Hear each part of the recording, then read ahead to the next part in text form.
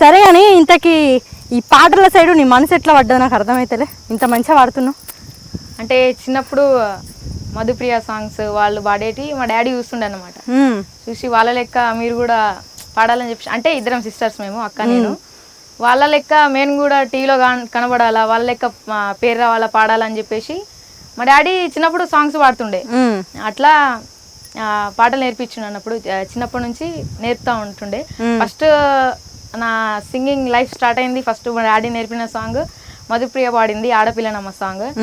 ఆ సాంగ్తో పాటలు పాడాలని ఇంట్రెస్ట్ ఇంకా పెరుగుతూ ఉంది. అంటే మా డాడీ ఇంకా ఎంకరేజ్ చేస్తూనే పాటలు నేర్పుతూనే ఉన్నాడు. మా అక్క నేను చిన్న చిన్న స్కూల్స్లో అట్లా పాడుతూ ఉండే. అట్లా పాడుతూ ఉన్న కొద్దీ సాయిలవ్వల నిజామాబాద్ సింగర్ అన్న, రైటర్ అన్న వాళ్ళు చూసి ఇంటికి వచ్చి బాగా పాడుతున్నారు పిల్లలు అని చెప్పేసి ఈవెంట్స్కి ఇట్లా రికార్డింగ్స్ సాంగ్స్ ఏ ఈవెంట్స్ ఉన్న ప్రోగ్రామ్స్ ఉన్నా తీసుకెళ్తుండే మమ్మల్ని. అట్లా స్టార్ట్ అయింది. అట్లా ఇంకా ఇంట్రెస్ట్ పెరుగుతున్నది దానిపైన.